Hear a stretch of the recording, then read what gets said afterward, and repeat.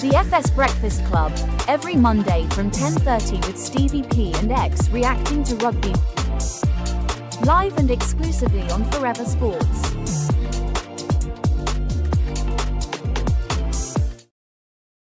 Right, and welcome everybody. It is a Monday morning and very, very interesting weekend of rugby to get through. Welcome to the Forever Sports Breakfast Club on a Monday morning with myself and X. X, how are you? I'm well, thanks, Stevie. I hope you're well. There's quite a bit of rugby this time around, so quite a bit to get through. But yeah, listen, interesting weekend of sport and an interesting sort of stuff to get through. A lot of people will sort of be talking a little bit about exactly where we're all sort of at. Some people not very happy with what they saw from a Bok point of view, and we're going to sort of get into that a lot over the course of the show. So coming up on the show, we've got so much to get through. It's going to be a pretty jam-packed show. So basically, fasten your seatbelts if you're out in traffic, especially, and get ready for what is going to be an interesting and fun ride. Because over the weekend we had Boks versus Argentina. We had the Rugby's greatest rivalry tour starting. We've got some interesting injuries already within the All Black camp, as well as obviously Curry Cup.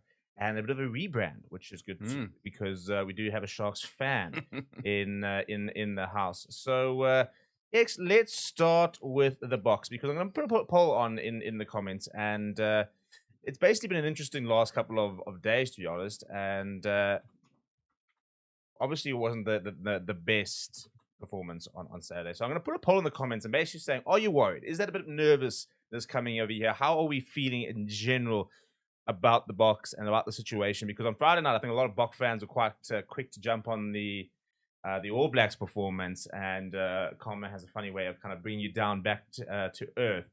Because on Saturday, then the Boks probably had their worst performance in a while, and what we're going to be discussing is some of the reactions that we have had in the comments. And for everyone saying there is no panic, I can assure you, running social media, lots of social media things, there is a bit of panic. And I think a lot of the Bok fans who are pretty measured are feeling all right. But X, immediate reaction after the final whistle, what were the thoughts? my first thought was, I'm just glad that in the Springbok camp, they do have their own reality. That was just the one thing that kept me sort of calm. And also Rassie Rasmus touching on how they are looking to peak at the right time. It doesn't look like they really want to be playing their all-out best rugby right now. Obviously, comparisons to the World Cup, in terms of the games in succession, how this is probably more difficult than a group stage in the World Cup.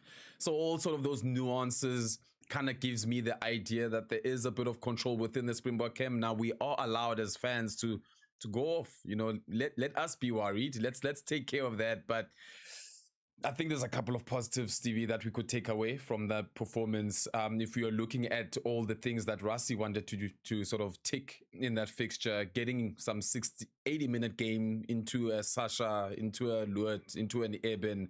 And I thought I'm sure we're going to get a lot of, I know we're going to touch on this, but I'm sure we're going to get a lot of sort of negative feedback with regards to Fassi. But I thought Fassi's second stint, and I did see you mention that as well. Yeah, I think I likened it to 100 Pollard against Scotland, where like that first time it wasn't great, and then went onto the bench and then kind of came back. Maybe we need to almost play it as a tactic, because that's not two players who had to go sit on the bench for 2 minutes. When they come on, they look like different players. Yeah.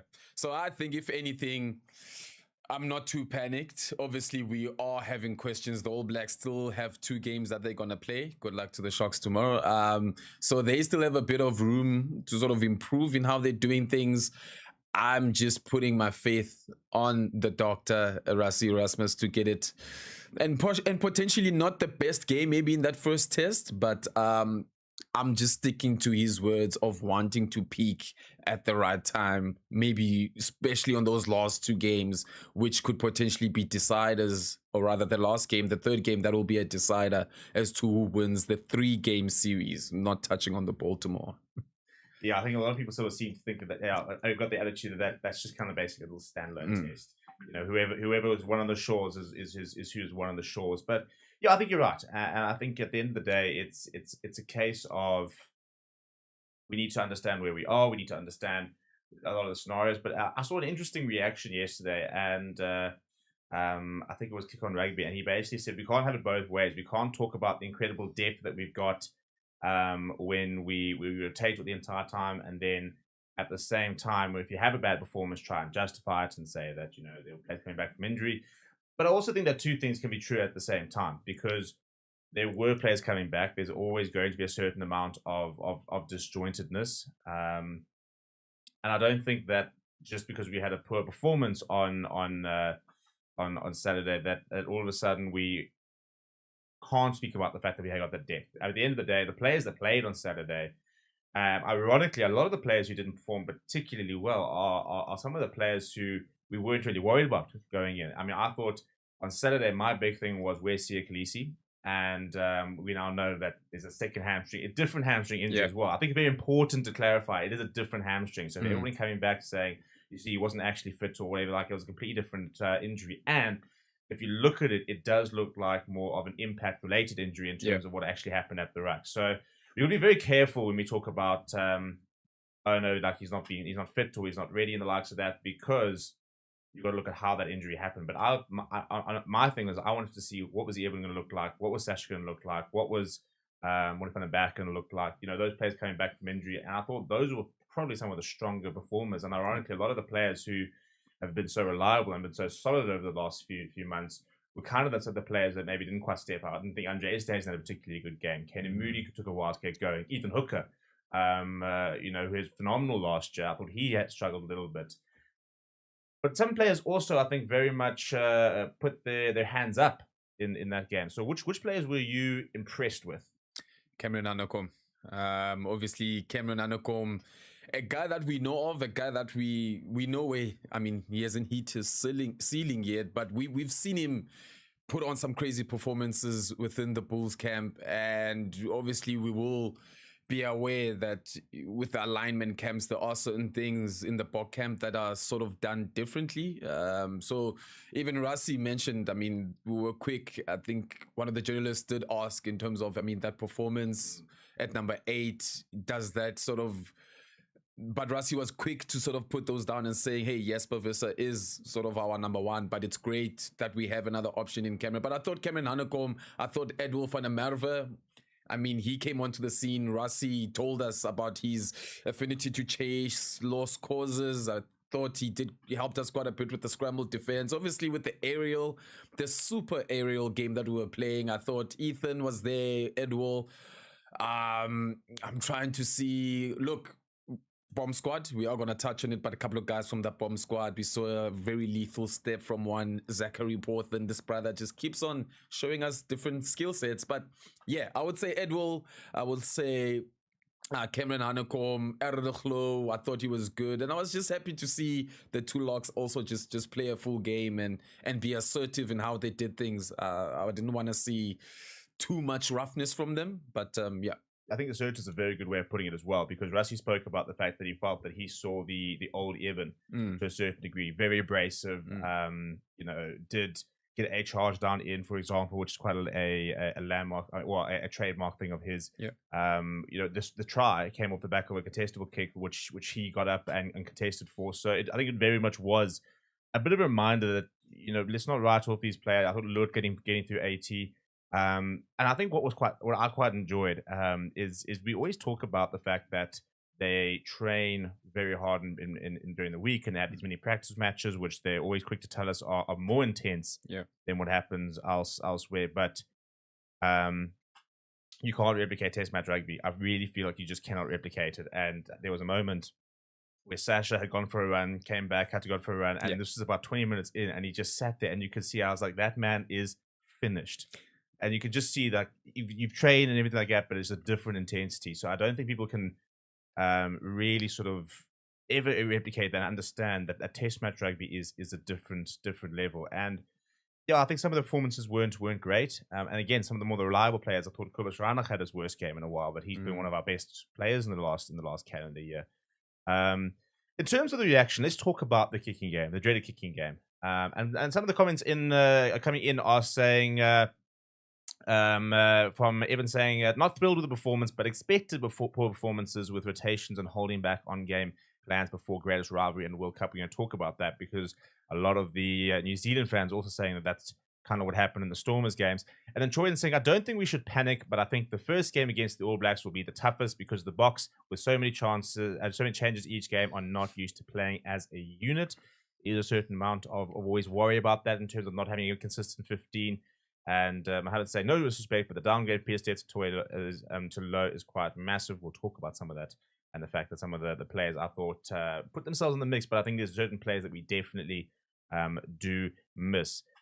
The kicking game is really dominating the discourse at the moment. And I did a video basically yesterday saying that the kicking game is inevitable and at the same time essential. But what we saw yesterday is what happened, or on Sunday rather, is when it's not accurate, that becomes a problem. And in windy conditions, you do tend to kick the ball a lot. It is, and to say that Argentina didn't kick, for example, a lot of people saying is also false. They kicked over 30 times. They did. So it was. I think they just kicked better. And I think what we saw was a team that understood the conditions a lot better than we did.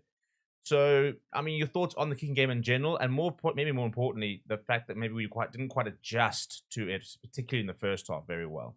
Yeah, look, I watch quite a bit of rugby content, and some of the comments there. Now, firstly, just about the kicking game, I think we've come far. If you're comparing the kicking game and the lack of understanding we had 2019 till now, there's obviously we've learned quite a bit. But I think what was frustrating with the kicking game over the weekend was how far the kicks were going. A couple of those kicks going into the 22 where the opposition just have to call for a mark. You look at those situations and think, well, that was kind of useless. But I think an element now, I'm not making excuses. I am a person from science. I mean, I do study these things. And Rassie did mention in terms of just the infrastructure, the shape of the stadium itself. You've got the stands coming up on the sides, but in the corners, you've got those dips that allows sort of I'm going to say unnatural. And when I say unnatural, it's maybe not so natural to the Springboks, not so natural to a Kobus or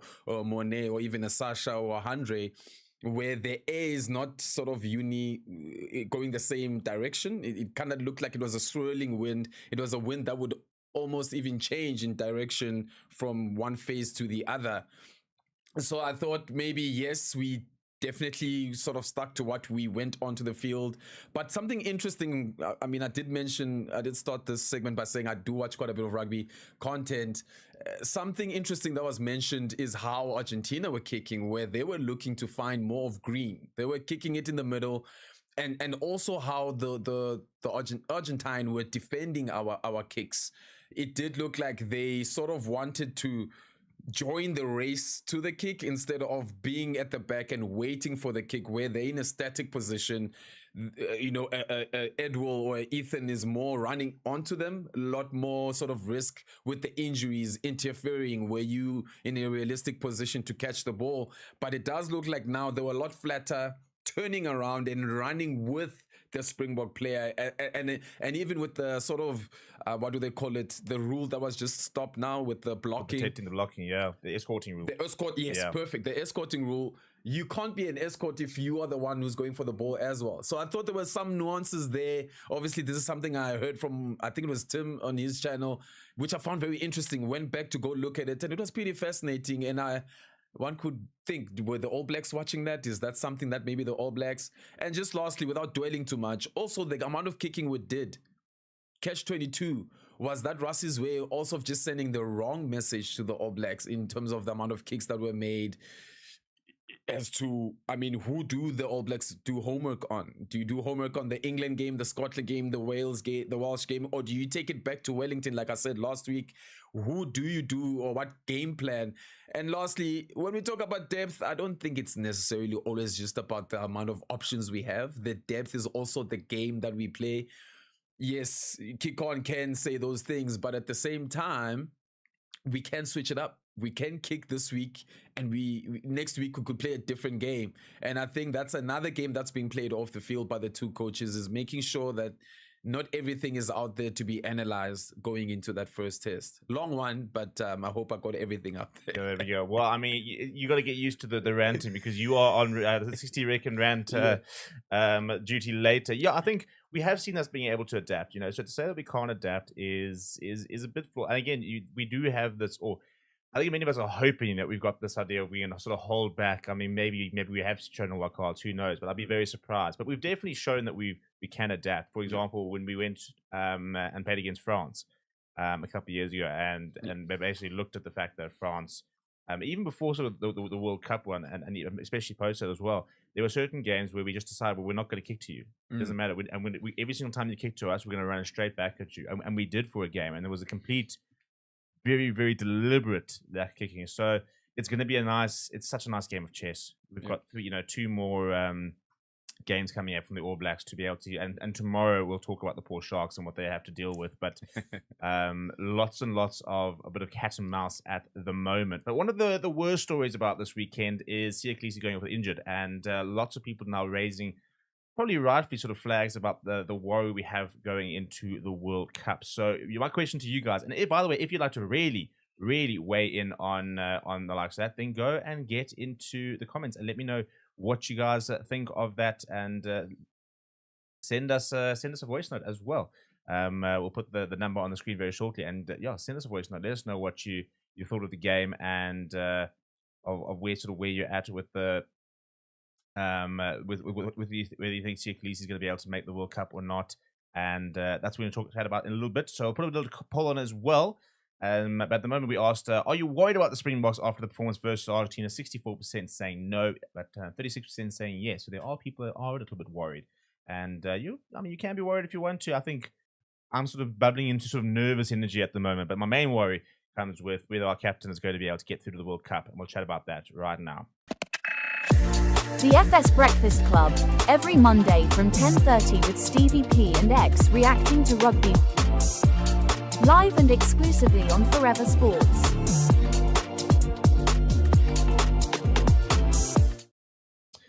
Right, X. And you're a man in the strength and conditioning space. So I'll just throw you down the in front of the bus over there. Kolisi coming back this past weekend and was dealing with a hamstring injury, and came and lasted about 20 minutes and then got injured. Frustrating, because I thought he had a very strong 20 minutes and very nice carries. He looked on it, which was a positive, but then did go off. Is that now a worry in terms of this is now, and I suppose to a certain degree, it being a different hamstring is kind of like, well, at least it's not re-injuring, but now you're thinking, okay, but now he's got hamstring issues on potentially both legs. Do we is this now not panic station, but do we now start to worry about him for next year? Next year, no. I would say maybe this tour right now, yes. We do not know the extent of the first injury. It didn't happen in a game where we would see what had happened, but with this one here, we did see obviously that hyperextension of the knee. He was there, knee on the ground, trying to play scrum off, and then Eben trying to go in.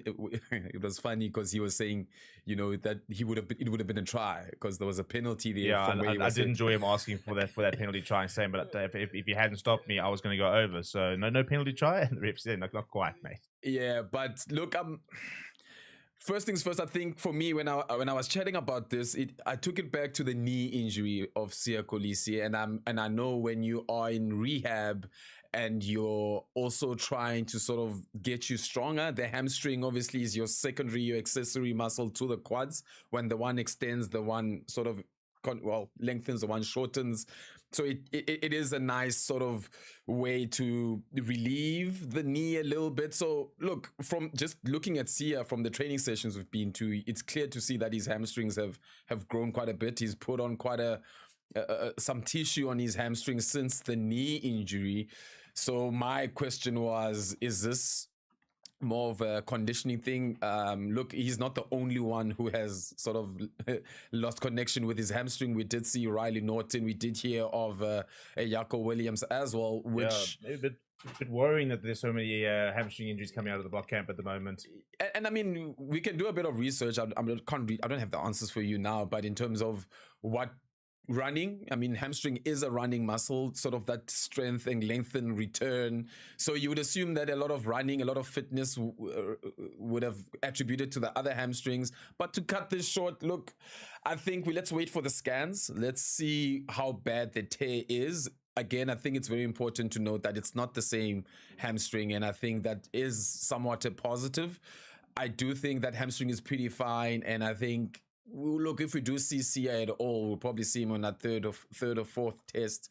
But I don't think with the depth that we always talk about and rave about, there's no need to rush him. Not to say we don't need him. Obviously, we need that leadership. We need Sia on the field. But at the same time, I mean, we've got Paul de Villiers. We've got a couple of guys. We've got, I heard potentially that Chituka at the Sharks had a bit of concussion. There's a bit of a question mark. We'll chat about that. But I mean, there's a lot of guys that have been in around the camp that could do the job. I think the major question would be the captaincy. Yes. Which again, a couple of guys who have done it. Jesse has done it. Steve has been doing it pretty well in the Evan's captains. Eben, yeah. So yeah, look, all the best to Sia. I have no doubt that he has the mental sort of strength to go through it. I don't think it's a crazy one, but like your question, I think what we should prioritize is next year, in terms of him being fully fit. Yeah, I think the big thing now moving forward will be a case of how do you what do you sort of prioritize going after this? And I think what would be a big thing is working with the Stormers a lot in terms of next year. We're going to have to make sure that we are playing him a lot, that he's getting lots of game time, because you need to prove that fitness. But at the same time, Rassie has also spoke about sort of the importance of player management. It's that fine line, because you have to play a lot to sort of be battle hard, especially if you think about coming from a hamstring injury. You know, you want to be able to really test that. You want to make sure that you're playing 2, 3, 4 games. Yeah. You know, sprinting down the wing and not having to worry about that. I mean, anyone who's had an injury will know that you are only over that injury when it basically leaves your mind. Yeah. You know, and I've had sort of 3 knee ops, and you're so cognizant of just waiting for it to start hurting or waiting for it. And it's only when that sort of, and even when it sort of stops hurting, it's only a couple of months when you start to trust it again. Yeah. And that's the bigger thing. It's building that trust. But we're speaking about replacements. Paul de Villiers obviously had a fantastic tournament in the Nations Championship, but it's a nice way to move into the big second story of the week, which was the greatest rivalry opener, because a certain closing on 40-year-old player in the number 6 jersey, who did finish a World Cup final as the on-field captain, was looking pretty good. And there's rumors that he could potentially be back in the green and gold. The FS Breakfast Club, every Monday from 10:30 with Stevie P and X reacting to rugby. Live and exclusively on Forever Sports.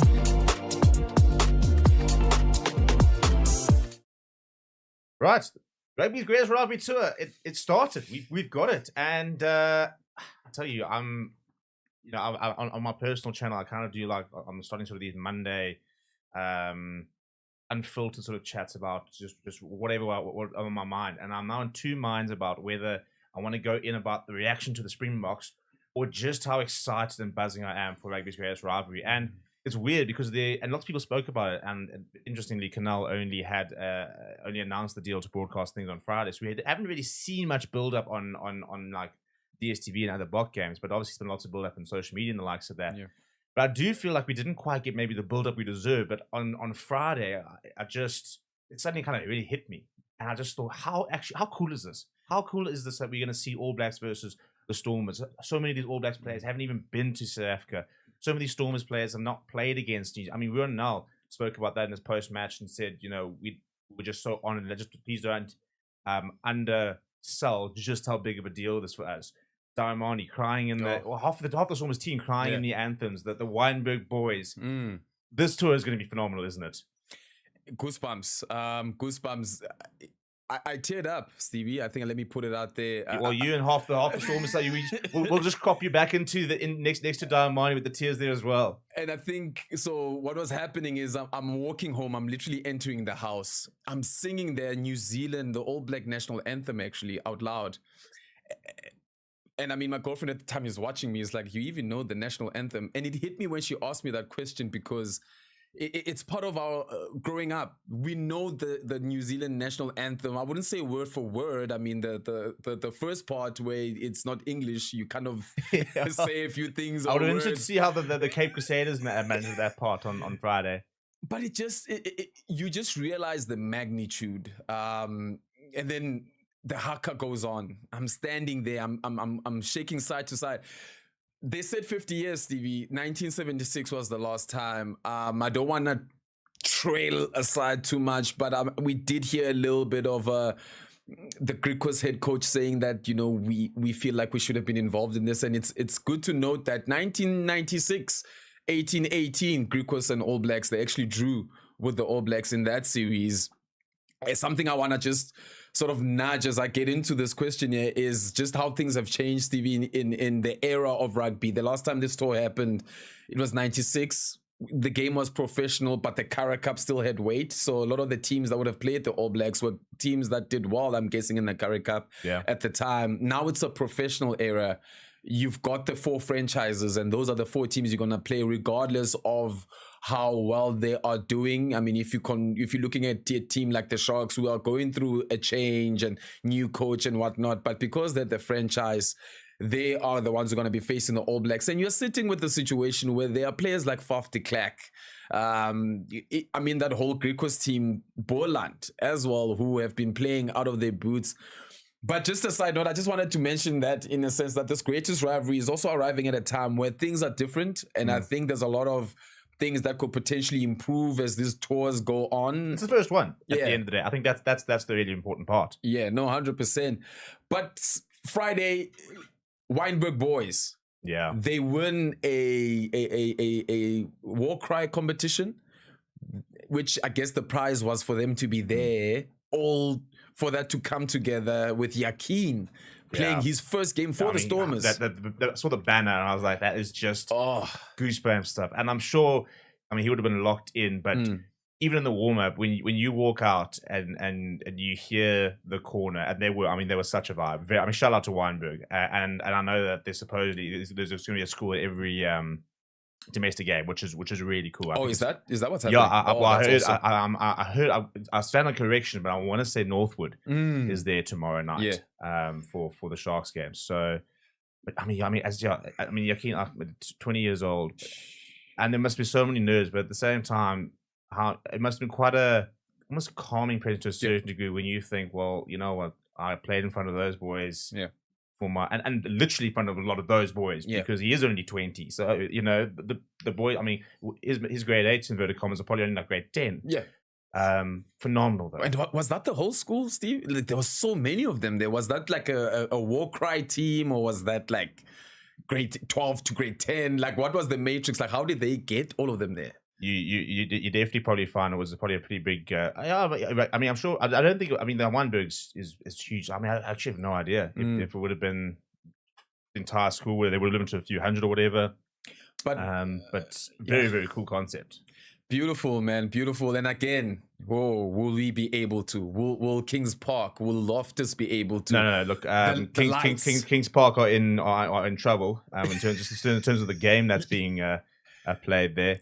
But I think just to go back on the Greek, the one thing I will say is if you wanted to make sure that the All Blacks lost a game before getting into the Test match, taking them to Kimberley probably would have been a pretty good shout. Yeah, definitely. You don't. It doesn't matter who you are. You could take an all-time 23 from all the different eras and go to Kimberley, and that Greek side will give you a go. And the Lions saw it this weekend. But speaking about some of the performances on Friday night, first of all, the Stormers themselves, 14-14, up to about 55, 60 odd minutes. Incredible performance. There's obviously the obvious ones to talk about, but the two, you know, we've got to talk about Yakin. But before we even get that, on the complete different spectrum, 20 years older than him, Deon Free's performance. I wanted to yank him out at halftime. I wanted him off the field at halftime. I thought he had played himself in the box by halftime already, and I was just worried. Yeah, he's just and I mean, such a nice guy. So really cool to see that. But he's just, and it goes to show we everybody's so quick about the Boks did, you know, the Boks are getting older and older. He was the oldest Springbok debutant ever. He's 14 in a few weeks' time, and yet everyone is sitting there saying that he might have booked not a spot even in the Test team coming, or the Test squad coming up, but in the World Cup next year. And when you look at the kind of performance, you start to think there's a certain amount of, well, why not? Or why not? And he kind of comes across, he's gone to a point where, and again, you can just imagine, I mean, the brother going to the World Cup, he's had 2 crazy injuries. I think he played 2-3 games and then he got injured, came back, played about a game, and then he got injured again. For me, he kind of looks like he's made a decision and he's approaching each game like it's the last. Yes. Like he's not playing wanting to hold back for potentially this, or I could, no. I'm on the field now, this could be my last time. I'm putting everything out. And it was just, yeah, it was crazy to see. Wonderful to see, if anything. Not crazy in a bad way, but it was beautiful to see. Yeah, I think it's a very good point, because when he got injured, they basically said, is this it? And he said no. He said, I will go out on my terms.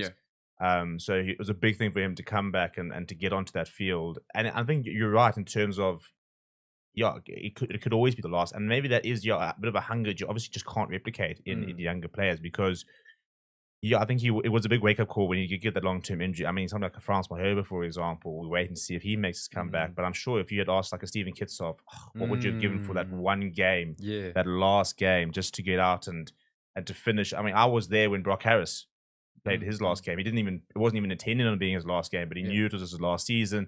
He knew players were coming back and the likes of that, and this was always kind of just filling in a gap. And he went down, and they called for the golf card, and he said, I think in such uncertain terms, F-off, put that away. I will walk off because this is my last time. And we didn't even know. I mean, we applauded him going off, and I was just like, proper unsung hero, the likes of Brock Harris. But that was his last game, and he said, I will walk off this field. I'll leave on my terms. And Deon Fourie, I think, has pretty much said that same thing. He said, I will play until I cannot, but is also very aware that he is getting old and those injuries are coming on. So I think it's probably such a good way of saying it, is that he did play that game as if this was his last game. And you know what? I think he had pretty much come to terms with the fact that he probably wasn't going to play for the Boks again, because you'd think injuries, age profile, World Cup next year, Paul de Villiers coming through. You sit there going, are you really going to take a Deon Fourie to the World Cup? You have a game like that, and people are sitting there saying, well, hell, release him against the All Blacks in 2 weeks' time.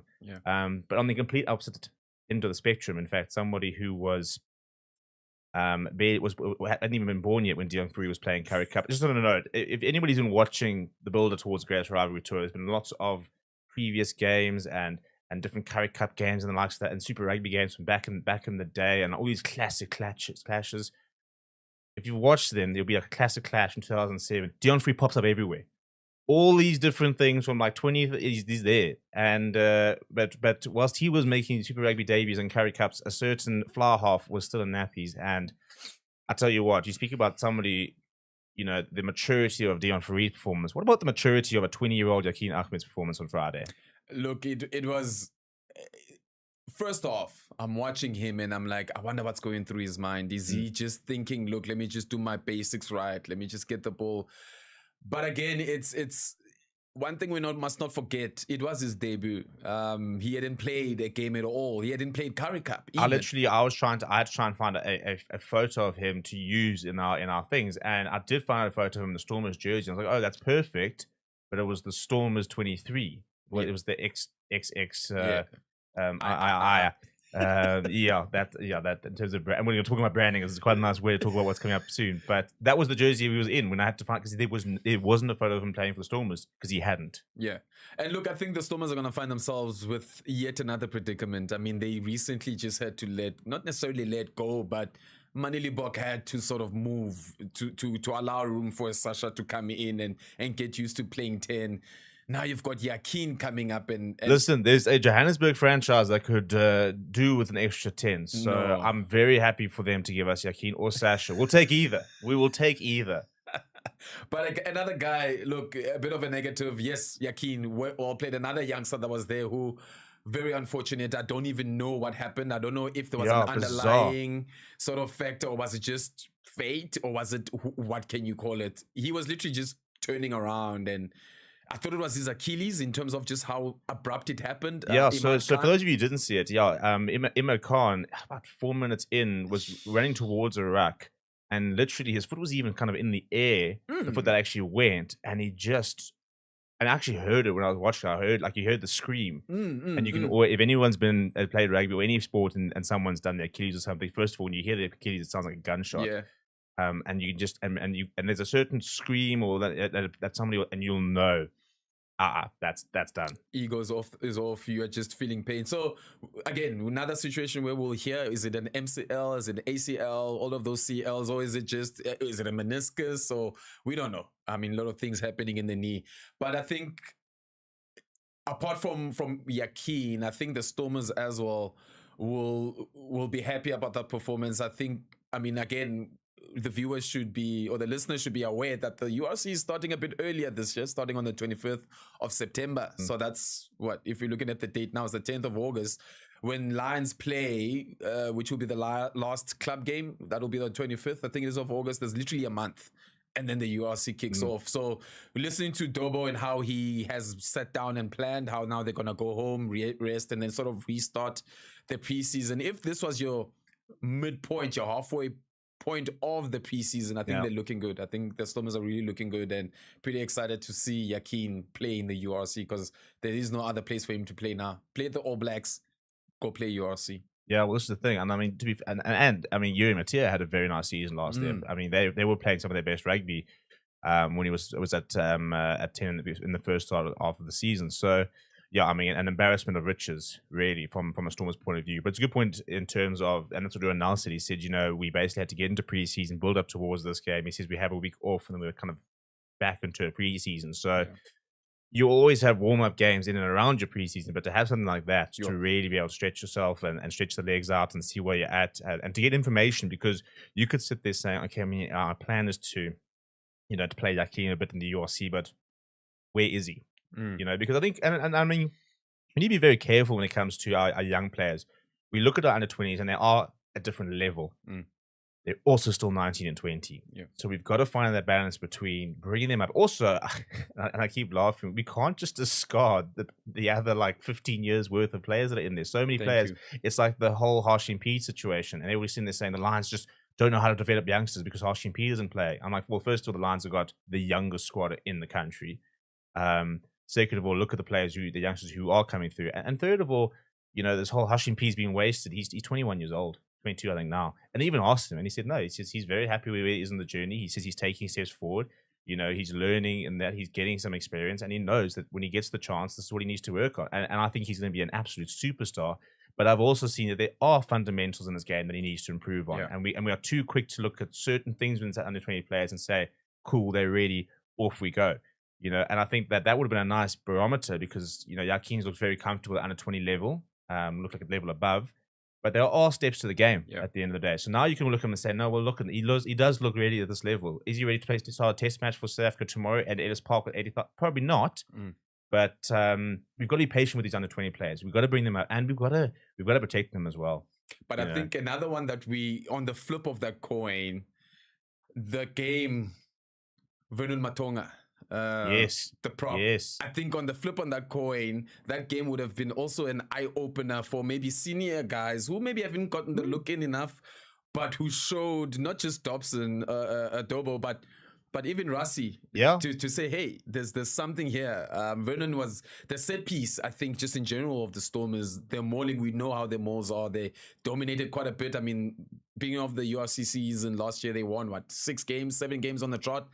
And it was their maul. I mean, the maul was dominant. And I mean, I guess the All Blacks will definitely fix those with maybe changing some personnel and whatnot. But again, on the other side of that coin, yes, the youngsters coming in, but also some senior guys, older guys who may have probably picked up a hand, not necessarily even for Springboks, but just again, going into the new URC season. Yeah, and I think this is what this is so incredible about this tour, is you go and make yourself a local hero. And I think Vernon Matonga was brilliant on Friday night, and I think he's a player who, it's interesting because Dobbo's really rates him. We've watched quite a bit, but I've never watched a game where he's sort of smashed the door down and go, oh, hang on, there's a player there.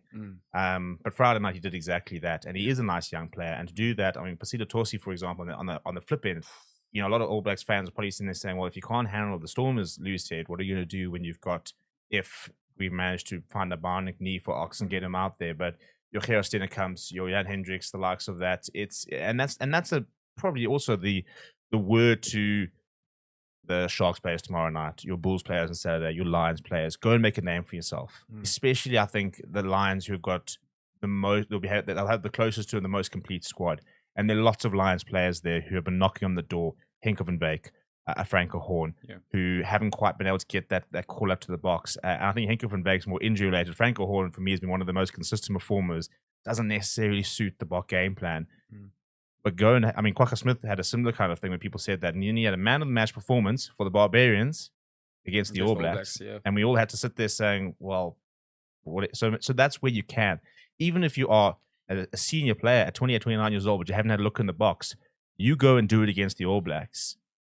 And it becomes very difficult to ignore that kind of performance. So before we move into the next segment, to all the young players and senior players, any player playing against the All Blacks tomorrow night, Saturday, for the Lions, put in a shift. It's an opportunity for you to put yourself on the radar because a big game there, and they can't ignore you. But speaking of the Sharks tomorrow night, we're not going to go into the All Blacks team quite yet as to the one that will be probably putting on quite a few points. But X, you're going to have to look into the shops about getting in a new jersey because all your stuff is currently out of date. The Sharks have had a rebrand, and your thoughts on that after the break. The FS Breakfast Club, every Monday from 10:30 with Stevie P and X reacting to rugby. Live and exclusively on Forever Sports.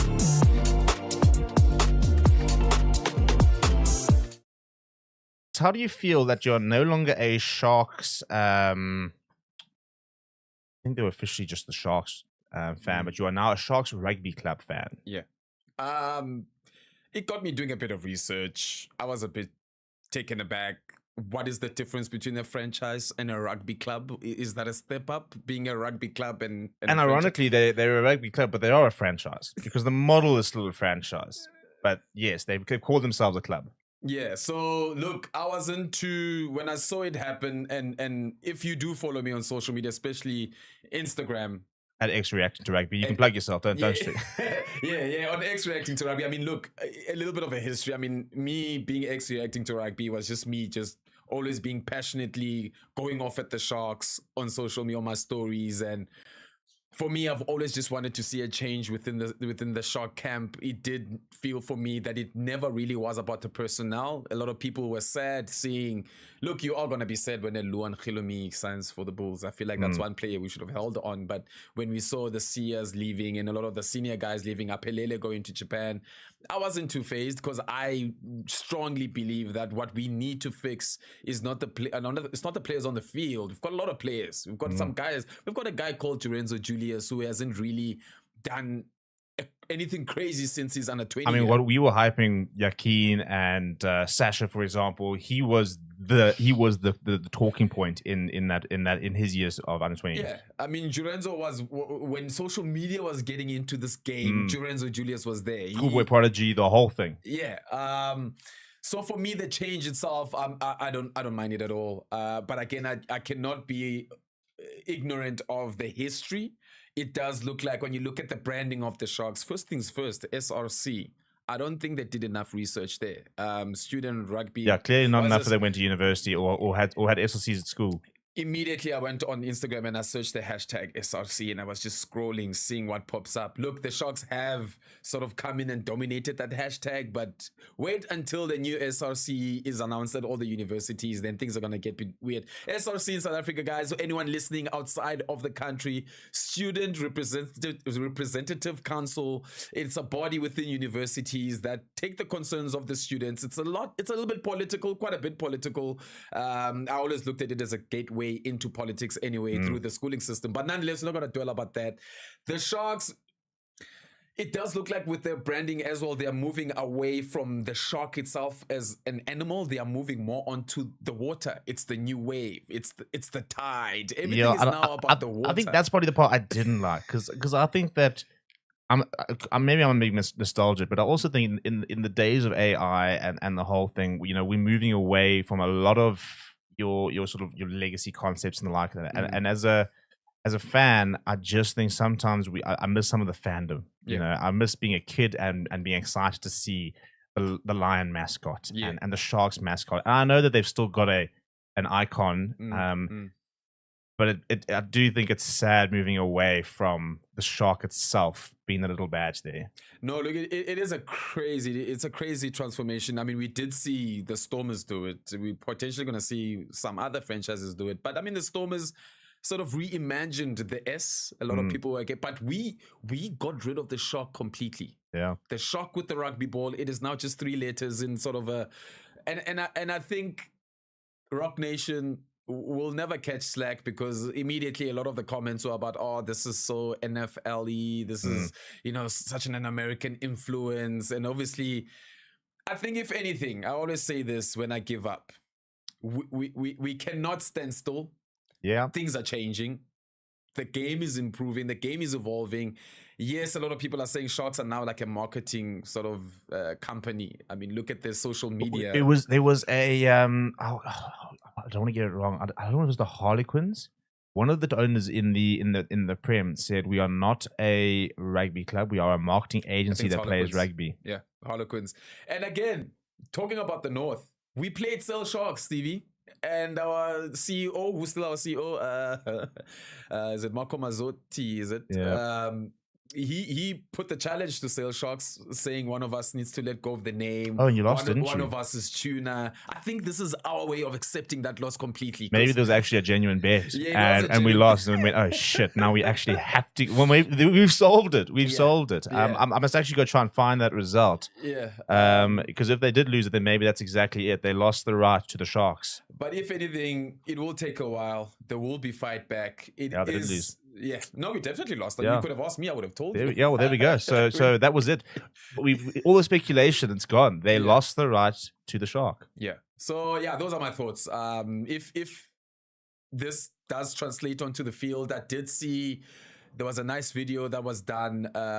Tandem Taurira doing a voiceover talking about the Sharks, sort of, it kind of gave me that feeling that they're also internally doing that whole relink. How do the Sharks, how does the Sharks and Durban, where's the correlation? How do we get the community involved? Who do we play this game for? And all those type of things. And I think if this rebrand is going to give us a platform to re-communicate those things with the players, with the staff, and we have a different outlook, a different why as to why we're doing certain things. And I mean, a why doesn't necessarily mean we'll win every time. If we compare the biggest why that we are all familiar with in South Africa, which is the Springboks' why, even this past weekend, it wasn't a great performance. Even when we lose, it's always about the people of South Africa understanding that they have a privilege of calling losing a scrum a problem, because we've got bigger problems in the canal. Not to say that the Sharks or all the franchises should jump on that bandwagon, but I think the psychology behind the why within the camp, whether you've got I know in high school we were about family. We went to Wimpy, we sat down, shared stories from each and one of us, and all our stories were not negative. Not all of us went through hardship, but understanding the guy next to you, making that tackle for the guy next to you. I think those are the things that need to be re-established at the Sharks. So I'm happy with the rebrand. It does look nice. I'm happy with Reebok as well. Reebok, have you seen some of the apparel and how much it costs? I actually we had a very interesting discussion this weekend regarding the whole apparel costs, and I'm actually decided I quite like the fact that everything is stupidly expensive these days, because now I don't even consider it.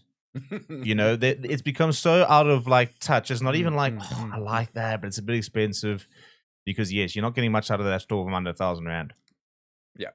So look, I'm happy. I'm happy. A lot of people won't be. Like I said on my video on Instagram, XReactingtoRugby, I am just from the era of Akona Ndungane, Odwa Ndungane, AJ Fenter, Lwazim Vovo. Yeah, Kanko, King Daniels, the lads, Roy Cockett. Those cult Sharks heroes. So I don't think it cuts as deep as someone who's been with the Sharks from the 90s, 80s, 70s, which will be a bit different for them. But hey, look, there are a franchise that have gone through many a rebrand. Even they did a refresh in Verticomms a few years ago. I think the biggest frustration is that for a while they've kind of peddled a lot of narrative. We are different. We are this. We see color. The whole putting rocks into things. They had a lot of these different campaigns, but because it hasn't translated on the pitch, everyone's kind of sat there saying, well, we actually don't really care what you're doing off the pitch, get it on the pitch right. So that's probably the big thing at the moment, is if people is always going to be hesitant to change. If you can start winning, people kind of start to really, and if it is genuine a reset and everything is going to change, I think people can get behind it. What I think people get frustrated at is if this is just lip service and we go and do a rebrand and it's all very fancy, and then you don't actually see genuine change that's happening. Because I think, you know, the Boks did a bit of that, where obviously it was a big PR campaign when Rassie came in and we said, right, stronger together, stronger forever, we're going to build this inverted commas, and because we translate it on the field, then it becomes this PR absolute gold. But if we'd gone with this whole stronger together, stronger forever, etc., and off we go, and then you lose 3 games of the World Cup and you're out, people don't like the PR anymore.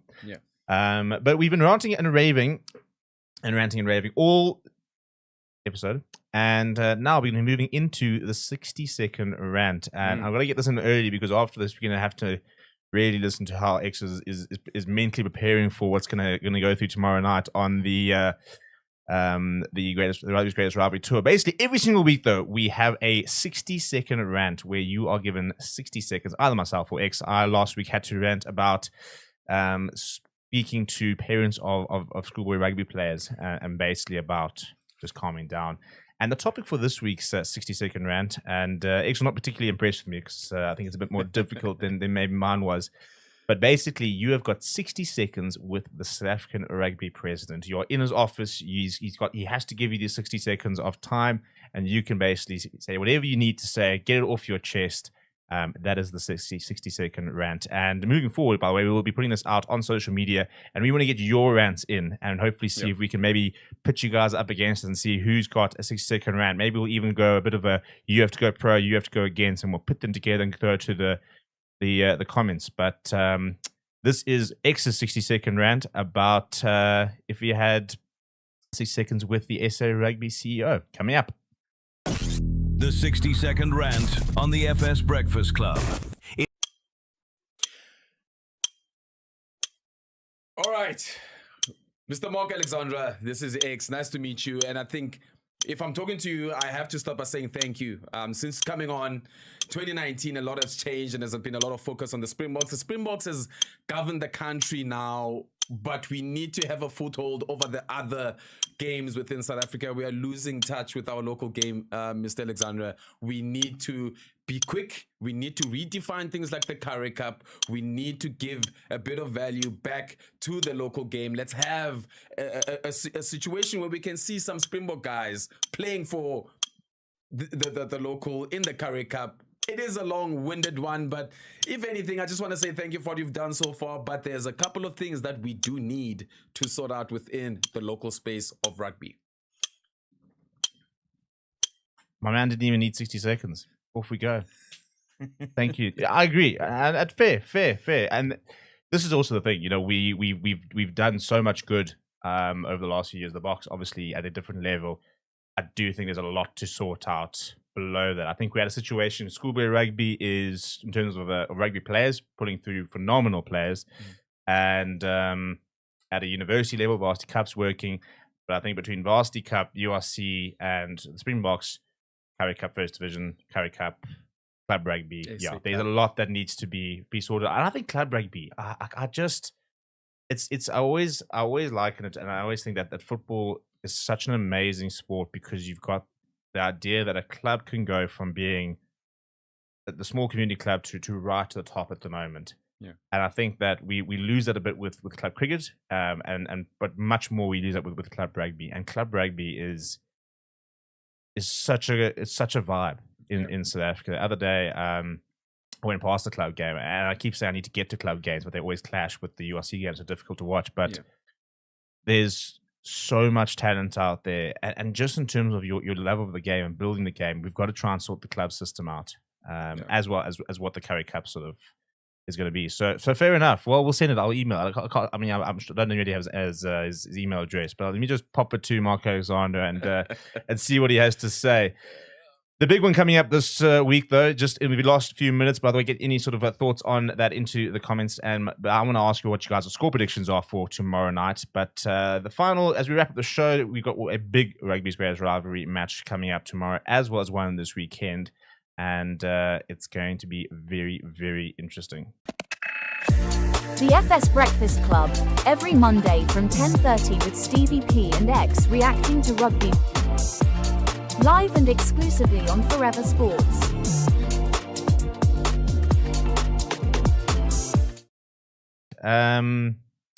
X, I'm going to keep it simple.